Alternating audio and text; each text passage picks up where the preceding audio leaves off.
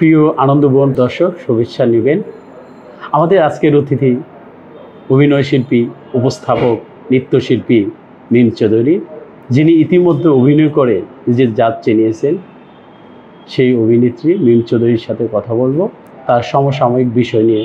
আসুন কথা বলি তার সঙ্গে। সারা বিশ্বে এখন ওটিটি প্ল্যাটফর্ম যেটা আমরা বলি সেটা খুবই জনপ্রিয়তা পেয়েছে এবং ওটিটি প্ল্যাটফর্মটা দর্শক কিন্তু গ্রহণ করতেছে। তো আপনার ওটিটি প্ল্যাটফর্মে আমরা ওইভাবে দেখতে পাই না। ওটিটি প্ল্যাটফর্ম নিয়ে আপনার চিন্তা ভাবনা।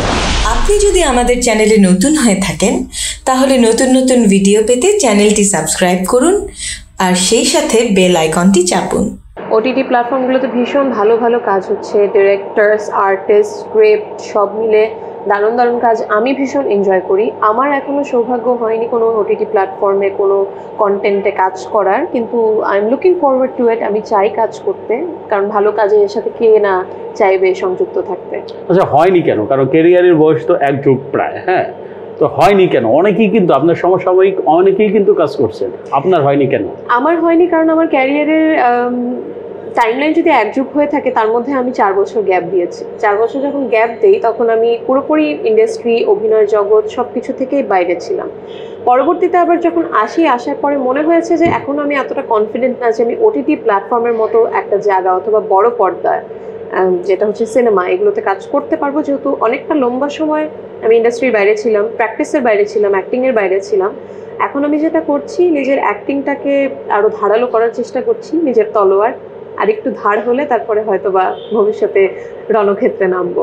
এর সাথে আমার পরীক্ষার স্কেজুলে অনেকবার ক্লাস করেছে, যার কারণে ম্যাক্সিমাম টাইমে দেখা গিয়েছে যে আমার সে কাজগুলোকে বিনয়ের সাথে বাই বাই বলতে হয়েছে। আপনি ভালো অভিনয়ের পাশাপাশি ভালো উপস্থাপনা করেন, তার চেয়ে বড় কথা আপনি একজন ভালো নৃত্যশিল্পী। শুরুটা আপনার নৃত্য দিয়ে কিন্তু যাত্রা শুরু মিডিয়ায়। তো আমরা এই খবরগুলো একটু জানবো, উপস্থাপনা এবং আপনার নাচের কি অবস্থা এটা একটু বলুন। নাচটাকে কখনো ছাড়িনি, আশা করি ভবিষ্যতে কখনো ছাড়তে হবে না। ভালোবাসার জায়গা, ভালো লাগার জায়গা। সবচেয়ে বড় একটা অর্জন যে নাচের কোনো একটা কম্পিটিশনে, কোনো একটা প্ল্যাটফর্মে নিজেকে যোগ্য প্রমাণ করতে পেরেছিলাম, সেখান থেকে পরবর্তীতে কাজে আসা। নাচ চলছে, ইভেন এখনও আমি এখান থেকেই চলে যাব একটা রিহার্সালে। আমি অনুষ্ঠান করছি বেশ কিছু, এবং উপস্থাপনার ক্ষেত্রে যেটা হচ্ছে রেগুলার উপস্থাপনা করার চেষ্টা করছি। 2টো টিভি চ্যানেলে 2টো অনুষ্ঠানের উপস্থাপনা করছি। এখন বাংলা ভিশনে করছি একটি স্টার ওয়ার্ল্ড, এবং গ্লোবাল টেলিভিশনে একটি লাইভ মিউজিক্যাল শো আমি হোস্ট করি প্রতি বৃহস্পতিবার। সেটা দর্শকরা খুব বেশি পছন্দ করে। সেখানে অনেক ফোন কলে মাঝে মধ্যে আমার জন্য ফোন চলে আসে। ভালো লাগে, ভালো লাগার জায়গা। এই মুহূর্তে কোন চ্যানেলে কোন ধারাবাহিক নাটক চলছে? এই মুহূর্তে আমার এনটিভিতে প্রবাসী পরিবার নামে একটি নাটক, এটার রচনা পরিচালনা মাহরুফ রহমান এবং সাথে আছেন আমাদের শহীদুল নবী। তাদের সাথে খুব ভালো একটি কাজ করছি, ভীষণ জনপ্রিয় দর্শকদের। কাজটার ভিউজ যেটা বলে মিলিয়ন মিলিয়ন ভিউজ আছে, এবং কাজটা খুবই সুন্দর। আমার সাথে একজন বাঘা বাঘা আর্টিস্টরা আছেন, তাদের সাথে কাজ চলছে। এটা এখনও অন এয়ার চলছে, ভবিষ্যতে কবে থামবে আমরা বলতে পারছি না, যেহেতু দর্শকদের অনেক পছন্দের। মাঝে আমার 3টা নাটক অলরেডি শেষ হয়ে গেছে। মাছরাঙা টেলিভিশনে ছিল, নাটকটির নাম হচ্ছে 4 চক্কর। এর সাথে সাথে চ্যানেল আইতে প্যারালাল বলে একটি টিভি সিরিয়াল করছিলাম, সেটাও শেষ হয়েছে। এবং আমার সবচেয়ে পছন্দের একটি কাজ ছিল, সেটা হচ্ছে গুলশান অ্যাভিনিউ সিজন 2। সেটা টানা 2 বছর বাংলা ভিশন চ্যানেলে চলেছে এবং সেটারও একটা সমাপ্তি ঘটে গেছে। তো আপাতত এগুলো চলছে, সামনে আরও কিছু কাজ আসবে। যেমন গোলমাল বলে একটি সিরিয়াল করছি কায়সার আহমেদের পরিচালনায়, সেটাও অন এয়ার যাচ্ছে। এবং সামনে আরও একটি খুব সুন্দর সিরিয়াল দীপ্ত টিভিতে আসবে, কিন্তু সেটা কি সেটা আমরা কিছুদিন পরে জানবো।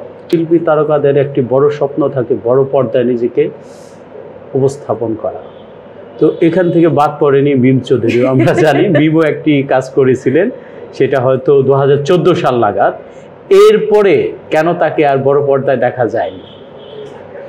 বড় পর্দার সিনেমা করতে হলে প্রচুর পরিমাণের ট্যালেন্টের প্রয়োজন হয়। আমার নিজের কাছে নিজেকে তখন অতটা ট্যালেন্টেড মনে হয়নি, এবং মনে হয়েছে যে ওই মুহূর্তে আমি পড়াশোনাটাকে প্রাধান্য দিয়েছি। সত্য কথা যেটা, তখন আমার বয়স 16। আমি ফার্স্ট যখন আমার ফিল্মটা করি, শাকিব খানের সাথে একটি বড় পর্দায় একটি মেইন স্ট্রিম সিনেমাতে কাজ করা আমার কাছে তখনও স্বপ্ন ছিল, এখনও স্বপ্ন আছে। কিন্তু তখন যেহেতু আমি মাত্র ক্লাস 9-এ পড়তাম, আমি এই এসএসসি, এইচএসসি এবং অনার্স শেষ করলাম। আমি পড়াশোনাটাকে প্রাধান্য দিয়েছিলাম। যেহেতু আমার এখন প্রাথমিক পড়াশোনা শেষ, এখন আমি আবার আগ্রহী সিনেমাতে কাজ করার জন্য এবং নিজেকে প্রিপেয়ার করার চেষ্টা করছি এবং আশা করছি ভবিষ্যতেও যদি আমি সিনেমা করি শাকিব ভাইয়ের সাথে করতে পারবো। আমরা জানি যে আপনি 2-1টা বিজ্ঞাপন চিত্র মডেল হয়েছিলেন, অনেক দিন হলো যে দেখা যাচ্ছে নতুন কোনো বিজ্ঞাপন চিত্র। বিজ্ঞাপন চিত্র আমি যেগুলো করেছিলাম সেগুলো ছিল ইউরো লেমন, ডিয়ন চকলেট, এরপরে বার্জার পেইন্টসের একটি বিজ্ঞাপন করেছিলাম কিন্তু সেটা অনলাইন বিজ্ঞাপন ছিল, এরপরে আর করা হয়নি। তো যেটা হয় বিজ্ঞাপনের ক্ষেত্রেও মোস্ট অফ দ্য টাইম আমার সাথে ডেটস এবং শিডিউলই মিলে না, এটাই একটা বড় প্রবলেম। দেখা যায় যে আমাকে প্রচুর পরিমাণের বিজ্ঞাপনের জন্য ফোন দিচ্ছে, প্রতিদিনই কিছু না কিছু স্ক্রিপ্ট পাচ্ছি কিন্তু ডেটস মিলছে না, আর না হলে গল্পগুলো আমার পছন্দ হচ্ছে না। এখন যেহেতু অনেক বিজ্ঞাপন গল্প নির্ভর, সেই গল্পের কিছু ক্যারেক্টার যখন আমাকে দিচ্ছে আমার কাছে মনে হচ্ছে যে আমি ক্যারেক্টারটা পোর্ট্রে করতে চাচ্ছি না, তো দেখা যায় সেই কারণে বিজ্ঞাপন করা হয় না। 11 বছরে অনেকগুলো গল্পে আপনি কাজ করেছেন, মানে এমন গল্প কি পেয়েছেন যেটা আপনার তৃষ্ণা মিটে গেছে বা যে গল্পটা আপনাকে মানে আকৃষ্ট করেছে, এরকম কোনো গল্প পেয়েছেন অভিনয়ের ক্ষেত্রে এসে? গল্প তো সবগুলোই আকৃষ্ট করেছে কিন্তু সেই তৃষ্ণা সেটা একটা সমুদ্রের মধ্যে এক ফোঁটাও এখনো পড়েনি। আমি আরও ভালো ভালো গল্পে কাজ করতে চাই, আরও সুন্দর সুন্দর গল্পে, আরও ভালো ভালো আর্টিস্ট, ডিরেক্টর সবার সাথে কাজ করতে চাই, রাইটারদের সাথে কাজ করতে চাই।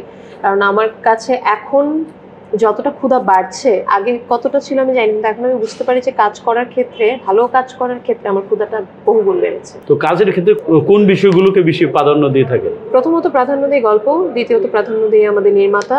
কো আর্টিস্ট নিয়ে আমার কখনই কোনো প্রবলেম ছিল না, যার কারণে হয়তো আমার ভাগ্যে ভালো ভালো আর্টিস্ট সবসময় পড়ে। আমি মোশাররফ করিমের মতো একজন, ওনাকে কিভাবে বলবো, এত গুণী একজন লেজেন্ডারি একজন অ্যাক্টরের সাথে কাজ করার সুযোগ পাচ্ছি। তারেক আনাম খান, নিমা রহমান, তাদের মতো কিংবদন্তি শিল্পীদের সাথে তাদের পরিচালনায়, তাদের সান্নিধ্যে কাজ করার সুযোগ পেয়েছি। আমি এইটাই চাই যে আরও ভালো ভালো নির্মাতা, ভালো ভালো ডিরেক্টর, ভালো ভালো আর্টিস্ট, ভালো ভালো রাইটার সবার সাথে কাজ করি। আমি শুরু থেকে সালাউদ্দিন লাবলু, গোলাম সৌরভ দোদুল, এস এ হক অলিক, এদের সাথে কাজ করার সুযোগ পেয়েছি একদম শুরুর দিকে। সুমন আনোয়ার, এদের মতো ডিরেক্টরদের সাথে যখন কাজ করার সুযোগ পেয়েছি তখন আমার কাছে ক্ষুধাটা অনেক বেশি বেড়েছে এবং আমি চাই ভবিষ্যতে ভালো ভালো বড় বড় নির্মাতাদের সাথে, হোক সে বড় হোক সে ছোট, ভালো নির্মাতা হলেই হবে। ভালো নির্মাতা যারা ভালো ভালো গল্প তৈরি করেন, দর্শকদের সামনে তুলে ধরেন, সে কাজগুলো করতে পারলে। কাজ করতে গিয়ে কিন্তু অনেক সময় অনেক ঘটনা ঘটে, সেটা অনাকাঙ্ক্ষিত হতে পারে বা কাঙ্ক্ষিত হতে পারে। তো এইরকম কোনো ঘটনার সম্মুখীন হয়েছেন কিনা? আমি সবসময় নিজেকে খুব বেশি ডিসিপ্লিন রাখার চেষ্টা করেছি, তো আমি আমার ক্ষেত্রে তেমন কোনো ঘটনা ঘটেনি, কিন্তু আর সামনে বহু ঘটনা দেখেছি, কিছু কিছু অনাকাঙ্ক্ষিত ঘটনা, অবাঞ্ছিত ঘটনা ঘটেছে এবং সেগুলোর সময় চেষ্টা করেছি যে যতটা নিউট্রালি থাকা যায় এবং কোনো যদি ঘটনা আমাদের কন্ট্রোলের বাইরে চলে যায় সেটাকে কন্ট্রোলে কীভাবে আনা যায় সকলে মিলে সেগুলোকেই মেনটেন করার চেষ্টা। পরিবারের কোনো বাধার সম্মুখীন হতে হয়েছে কিনা আপনাকে? আমার বাবা মা খুব সাপোর্টিভ ছিলেন। আমার বাবা মা সাংস্কৃতিক অঙ্গনের সাথে জড়িত ছিলেন না, কিন্তু সবসময় থেকে সংস্কৃতি শিল্পকে ভালোবাসেন। আমার বাবা বাঁশি বাজাতেন এক সময় শখের বিষয়, আমার মা ছোটবেলায় নাচ করতেন। তারা কখনোই কোনো ট্রেনিং নেননি, কিন্তু তাদের ভালোবাসাটা ছিল সবসময় শিল্প, সংস্কৃতি, সাহিত্যের প্রতি। আমার বাবা এবং মা আমাকে সবসময় সাপোর্ট করেছেন, কিন্তু আমার দাদা হাজি মানুষ, হজ করেছেন, তিনি যখন প্রথম শোনেন যে আমি বাংলা সিনেমায় অভিনয় করছি বা আমার একটা সিনেমা এসছে, তখন একটু আপত্তিকর পরিস্থিতিতে পড়েছি। কিন্তু আমার বাবা এবং মা বলেছে আমাদের মেয়ে ছেলে এরা দুজনই যাই করতে চায় আমরা সবসময় সাপোর্ট করবো, যতক্ষণ না পর্যন্ত এটা তাদের ক্ষতি করছে। পরিবার থেকে পুরো সাপোর্ট সবসময় ছিল, এখনো আছে। কি ভাবছেন ভবিষ্যৎ নিয়ে? ভবিষ্যৎ নিয়ে কিচ্ছু ভাবিনি, সত্য কথা যেটা। আমার ক্ষেত্রে যেটা হয়, আমি যখন কোনো কিছু বেশি পরিকল্পনা করে ফেলি সেটা আমার সাথে কখনোই হয় না। আমি সবসময় যেটা বলে গো উইথ দ্য ফ্লো, আমি স্রোতের সাথে বহমান, যেটা হবে সেটা হবে, কারণ উপরওয়ালা লিখে রেখেছেন যা হবার তাই হবে। আমি যতই চেষ্টা করি সেটা আমি কোনোদিন চেঞ্জ করতে পারবো না। কি কি করতে হয়েছে আপনাকে অভিনয় রপ্ত করার জন্য? অভিনয় রপ্ত করার জন্য আমার প্রথম যেটা করতে হয়েছে সেটা হচ্ছে আমার স্পিচ অনেক প্রবলেম ছিল। আমি ছোটবেলায় তোতলাতাম এবং তখনও যেহেতু আমি কখনো চিন্তা করি আমি অ্যাক্টিং এ আসবো, আমাকে আমাদের বাংলা মিশনের তখন প্রোগ্রাম হেড ছিলেন শামীম ভাই আমাকে বেশ গাইডেন্স দিয়েছেন। উনি আমাকে বলতেন যে তুমি নিউজ পেপার পড়ো, বাংলা মার্বেল মুখে নিয়ে বিভিন্ন রকম টেল ড্রপ হতো আমার প্রচুর পরিমাণে, কথা বলতে গেলে টেল ড্রপ হতো। এখন বুঝি সেটা কি, তখন তো বুঝতাম না। শামীম ভাই তখন ধরে দিয়েছেন তোমার টেল ড্রপ হয়, তুমি এটা নিয়ে প্র্যাকটিস করবো। এবং উনি আমাকে উপস্থাপনার জন্য সবসময় এনকারেজ করেছেন। আমার পড়াশোনার ক্ষেত্রে উনি আমাকে এনকারেজ করেছেন যে তুমি ল পড়ো, ভালো করবে, তুমি উপস্থাপনায় আসো, তোমার কথা বলারই ভালো। এবং এখন যখন কাজগুলো করি তখন আসলেই মনে হয় যে শামীম ভাই আসলে আমার জন্য ভালো কিছুই বলেছিল। আমি ইংলিশে অনার্স শেষ করেছি নসরাত ইউনিভার্সিটি থেকে, এবং সামনে মাস্টার্স করার ইচ্ছা আছে দেশে অথবা দেশের বাইরে, এখন পড়ালা যেখানে রাখে আর কি। আর সবার তো একটা স্বপ্ন থাকে সংসার হ্যাঁ, জীবন, সেটা সম্পর্কে একটু জানতে চাই। আমার এখনো এগুলো নিয়ে কোনো চিন্তা ভাবনা নেই মাথায়। আমি আমার বাবা মার সাথে একদম রাজকন্যার মতো আছি, সেভাবেই থাকতে চাই। আচ্ছা, আমরাও চাই যে সেভাবেই থাকুক রাজকন্যার মতো। আনন্দ ভুবনকে সময় দেওয়ার জন্য অসংখ্য ধন্যবাদ। অনেক অনেক ধন্যবাদ আনন্দ ভুবন এবং আনন্দ ভুবন পরিবারকে আমাকে স্মরণ করার জন্য। বহু বছর হয়েছে আপনাদের সাথে আমার সম্পর্ক, এবং সম্পর্কটা সারা জীবন এরকম থাকুক, তাই চাই।